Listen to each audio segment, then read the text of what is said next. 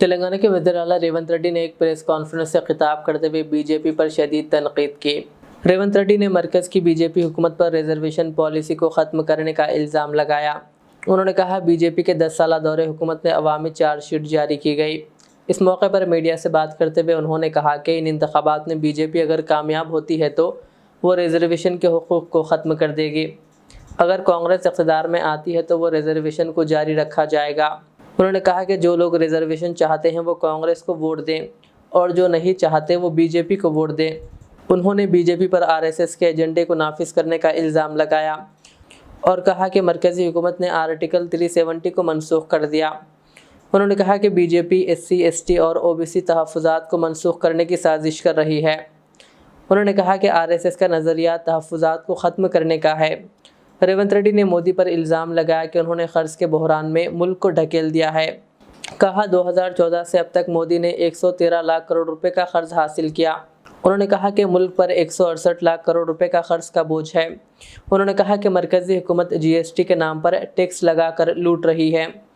मोदी ने बच्चों की पेंसिलों पर भी जीएसटी लगा दिया है। मोदी हुकूमत अडानी अंबानी के दबाव के सामने झुक गई है। रेवंत रेड्डी ने कहा, 10 सालों में हुकूमत ने कई सरकारी इदारों को कॉरपोरेट इदारों को फ़रोख्त कर दिया। पेट्रोल की कीमत जो 50 रुपये थी आज 110 रुपये हो गई है। उन्होंने कहा कि अगर मोदी दोबारा इख्तिदार में आएंगे तो मुल्क तबाह हो जाएगा। बीजेपी ने मुल्क की दौलत को लूटा है। रेवंत रेड्डी ने कहा, कांग्रेस मुल्क और इसकी दौलत की हिफाजत के लिए लड़ रही है।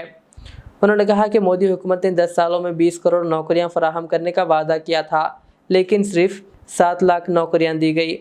उन्होंने इल्ज़ाम लगाया कि दिल्ली की सरहद पर 6 माह तक मोदी हुकूमत के खिलाफ लाखों किसानों ने भी धरना दिया।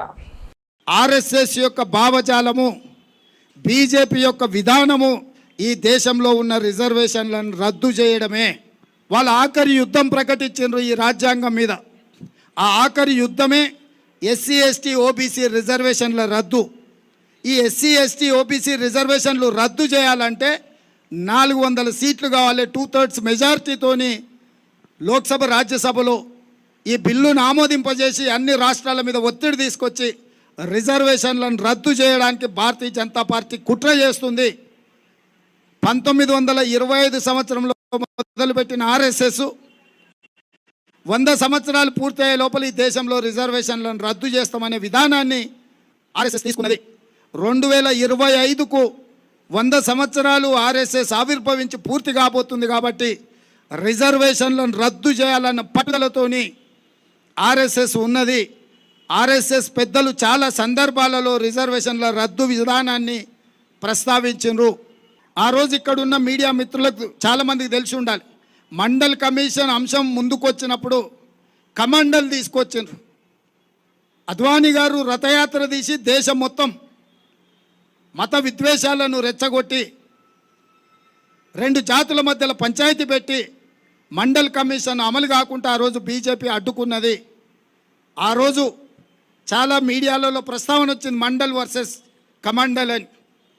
ఈరోజు కూడా రాహుల్ గాంధీ గారు ఓబీసీ జనాభాలను లెక్కించి వాళ్ళ నియామకాల విషయంలో వాళ్ళ నిధుల విషయంలో స్పష్టమైన గిరి గీయాలని ఏదైతే అనుకుంటున్నాడో, ఎస్సీ ఎస్టీ రిజర్వేషన్లు ఇచ్చి అమలు చేసిన కాంగ్రెస్ పార్టీ ఇప్పుడు ఓబీసీల పక్షాన నిలబడడంతో బీజేపీ కుట్ర చేసి ఈ ఎన్నికల్లో కాంగ్రెస్ మీద విష ప్రచారం చేసి ఎట్లయినా నెక్కి రిజర్వేషన్లను రద్దు చేయాలనుకుంటున్నారు.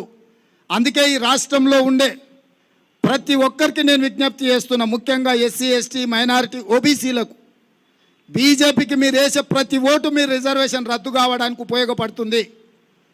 బీజేపీ ఒక్క సీటు గెలిచినా మీ హక్కులను కాలరాయడానికే ఆ బలము ఉపయోగపడుతుంది. మీరు ఆలోచన చేసి నిర్ణయం తీసుకోండి. ఇవాళ మరి రిజర్వేషన్లనే రద్దు చేయాలనుకుంటున్న బీజేపీకి కొంతమంది వర్గీకరణ విషయంలో పోరాటం చేస్తున్న వాళ్ళు ఏ విధంగా మద్దతు ఇస్తారో నాకైతే తెలీదు. అసలు ఉన్న కొండ నాలుకకు మందేస్తే ఉన్న నాలుక ఊసిపోయిందని మీరు తాత్కాలికమైన స్థానిక రాజకీయ లబ్ధి కోసం ఏదైనా మీరు బీజేపీకి మద్దతు ఇస్తే ఇది 100% రిజర్వేషన్ల రద్దుకు దారితీస్తుంది. రిజర్వేషన్లు ఉండాలన్నా రిజర్వేషన్లు రద్దు కావాలనే రెఫరెండంగా ఈ దేశంలో ఎన్నికలు జరుగుతున్నాయి. కాంగ్రెస్ పార్టీ రిజర్వేషన్లు ఉండాలి అనుకుంటుంది. ఎస్సీ ఎస్టీ ఓబీసీ మైనారిటీలకు అండగా నిలబడాలి అని కాంగ్రెస్ అనుకుంటుంది.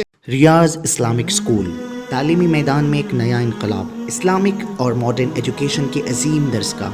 23 साल तजुर्बे के बाद तलबा और तालिबात के लिए रियाज इस्लामिक स्कूल पेश करता है हिफ्ज़ कुरान, नाज़िरा कुरान, क़ायदे के अलावा नर्सरी ta 10वीं जमात तक की तालीम का बेहतरीन नज़्म. बच्चों के लिए हॉस्टल की सहूलत, मुस्तहिक़ तलबा के लिए खुसूसी रियायत, तलबा और तालिबात के लिए अलहदा क्लासेस के माकूल नज़्म, खुसूसी computer classes, hardware and software training. बच्चों में तहरीर और तकरीरी सलाहियतों को उजागर करने के लिए हफ्तावारी प्रोग्राम. काबिल और मुशफ़िक़ असातिज़ा इकराम की निगरानी में बेहतरीन तालीम नज़्म. सुबह 8 बजे तक शाम 4:30 बजे दाखिले जारी हैं. उजलत कीजिए. Riyaz Islamic school, opposite lane, new SR petrol pump, Vattapalli, Hyderabad.